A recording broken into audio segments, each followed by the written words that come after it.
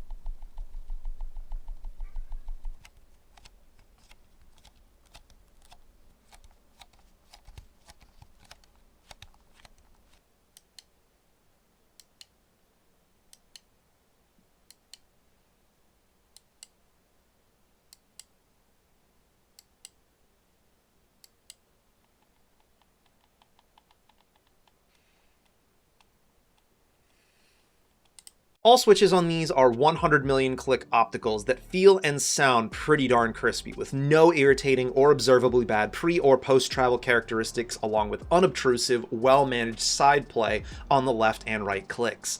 The thumb buttons on my models needed some break-in, as they felt sort of stiff when they were new. As a result of all these switches being optical, every switch on the mouse can have its debounce characteristics tweaked and tuned at every point of switch actuation, though do note that changing this for one of these switches changes it for all of them. While I can't say I personally found a use for this function, it's pretty sick that this is even a thing you can do. Alongside these, you also get adjustments for mouse lift-off distance using motion sync to sync mouse and USB polling events, and polling rate adjustments. This is really where these mice differentiate themselves from one another. The standard Pro comes with 1 kHz wired and wireless polling, whereas the 4K 8K edition has, you guessed it, 4K wireless polling and 8K wired polling. This makes the 4K 8K edition really interesting, since you not only get access to the fastest wired and wireless polling rates in the industry, you also don't have to take a weight hit in the process. What you do take a hit with is pricing, which we'll discuss later. The dongle is clearly different between the mice, and unlike the competition, you can't pair a non-4K version of the mouse with the 4K dongle. I tried. That said, beyond the polling rate differences, there are going to be some battery life differences as well. Since the standard Pro caps at 1 kHz wireless and wired polling, your battery life is going to be typically in a worst case scenario around 80 hours. With the 4K 8K edition, 4 kHz wireless polling is going to bring you back down to about 35 hours of battery life. But compared to the other wireless competition out there that's doing similar things, that actually seems like pretty decent battery life. One thing to note about wireless connectivity with my Model D Pro 4K 8K. I encountered about 4 or so different times where my mouse stopped responding to the system, even though it was powered on. Turning it on and off restored functionality immediately, and most times it had to do with the mouse going into suspend from inactivity and not waking up quite right. But one time, it happened in the middle of playing a game. Thankfully, the game I was playing could be paused, but if this were a competitive title, I'd just be dead. I'm hopeful this was just a pre-release bug, but comment below if you experienced this with your 4K 8K edition mouse. Also, make sure you're following us on all of our social media platforms. I'll be posting some intermittent updates on my gradual use case with this mouse, and will be reporting back on whether or not I'm experiencing continued connectivity issues with this mouse. On the Razer side of competition, you've got their hyper polling dongle that sells for about $30 and lets you make several of their mice 4K polling capable in wireless mode. But that gets them to about the same price as the 4K 8K edition that also offers 8K wired polling. Then you've got Lamzu options sitting right at around $100 that'll also get you 4K polling and ultra lightweight. But again, you lack that 8K wired polling. The G-Wolves HTS Plus is also worth bringing up, but man, is that thing spendy at $160 before shipping. For 8K competition, I honestly couldn't find a whole lot on my own. I really only found the Razer Viper 8K edition. This does come in at a significantly lower price point than the Glorious Pro 4K 8K, but it only offers wired connectivity. You don't get wireless options with that mouse. Alright, so real talk time.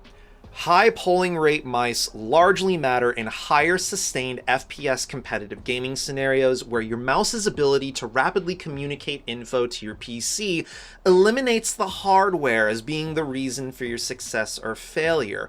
Also remember, you're probably going to want a higher polling rate keyboard to go with this mouse, as well as the hardware required to drive your games at these higher sustained frame rates. Lower frame rate scenes in games will still benefit from faster polling rates, but to a far lesser degree, and not to the point that it'll make you a better gamer, so how much the high polling rate matters to you will vary from gamer to gamer. For my part, I mostly play titles like Cyberpunk 2077, but I also play Diablo 4, which is a title that, with the right settings, runs at pretty high frame rates on my system, so I'll absolutely feel it more there. For me, the regular Pro mice are a lot less appealing, even considering the ultra lightweight shell, as much of the competition at least offers 4K wireless polling in and around this price point. For them to be a more interesting option here, the regular Pros need 4K wireless, or they need to undercut the pricing of the other glorious mice. Neither of which I see happening anytime soon. The 4K 8K edition, to me, makes the most sense since it provides me with the fastest polling rates and best performance out there, all in one package, and compared to the rest of the competition, does make it a sort of appealing option. But I still feel like it could stand to be about $10–15 cheaper. That makes it the obvious pickup for me, assuming I didn't care much about the aesthetics of the mouse. That said, assuming the random disconnects I had get fixed, I've been quite happy with the glorious Model D Pro 4K 8K, and while I feel like the regular Pro models are somewhat forgettable here, the 4K 8K models offer enough performance for the price that it's a proper contender for those looking at a truly high-performance gaming mouse. Again, I definitely feel like the 4K 8K edition here is absolutely the way to go, but sound off below, what do you think about this new glorious mouse launch, and how do you feel about the standard Pro models for these mice? Sound off in the comments below, and once again, huge shout out and thank you to Glorious for sending these mice over for us to take a look at today and make some content on. Again, make sure you're following us on social media so you don't miss any updates we have on any of the products we take a look at here, as well as catching our stream schedule on Twitch. We typically go live Wednesday and Friday evening. Occasionally I go live on the weekends as well. And if you made it to the end of the video, y'all are the real goats out there. Make sure you toss us a thumbs up if you liked what you saw. Make sure you're subscribed and notified so you don't miss any content when it goes live. And we'll catch you all next time.